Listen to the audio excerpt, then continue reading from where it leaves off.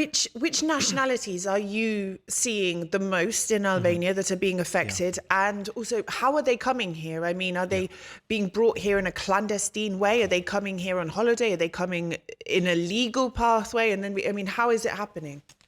I'll start with your second question. The ways of being trafficked are actually, it starts off with a very legal process. So many of them come here with with appropriate working contracts. They have legal documents, they have a visa, a work permit.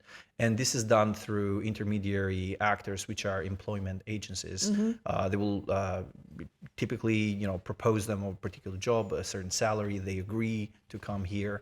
And then the whole exploitation situation, although it does begin from the recruitment itself, really starts to happen in Albania, which shows that we are lacking the control mechanisms to prevent this from happening.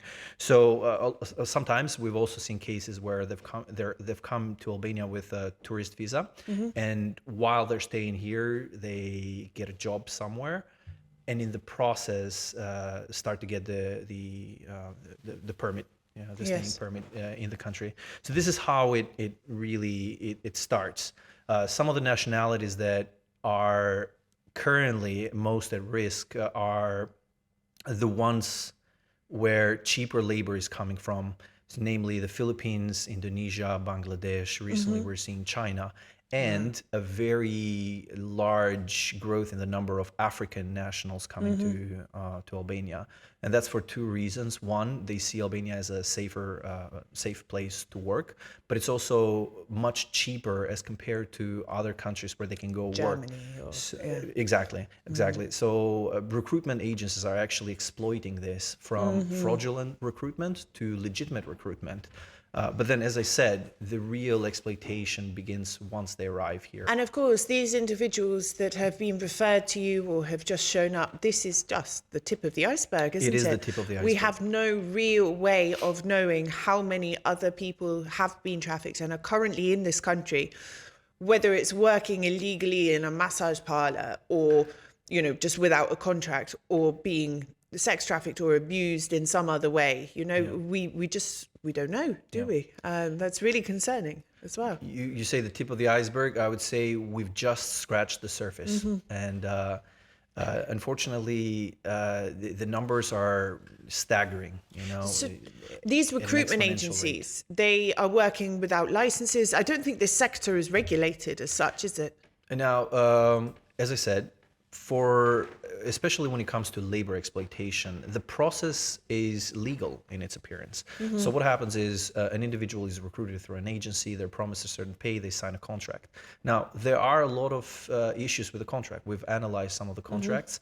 And I can tell you that not only does it not meet Albanian labor law requirements, but it doesn't meet the basic international human rights law requirements. It's just someone's just made Such it as, look... for example, you don't have any off days. You have to stay in this particular location, at all times. The employer has the right to seize your documentation, your personal documents, your identification documents, your passport, your ID. And this puts them in a very vulnerable position because, one, they cannot even send money back to their homes. So we've had a case most recently, actually, of a woman who wasn't able to send money home because she has no identification means to go to the bank and actually send the money home. Then we have situations of when a business has less work, especially because we have to understand that most of them work in the service industry in Albania, and particularly in the high peak tourism months,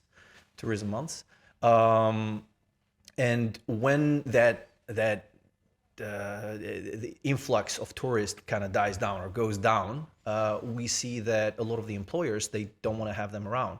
So without any regard for respecting the contract, they will sometimes sell them off to another person. So they'll find a resort somewhere else that is operating, year round, and they'll tell them that, they need to go work somewhere else. Now this move of individuals from one place to another, that in itself puts the the workers in a very vulnerable position. They don't know where they're at. They don't have any points of contact. They don't have any information on, you know, who they can talk to. There's very little information on in our state institution websites on, you know, who they can ask for help or where they can go for help.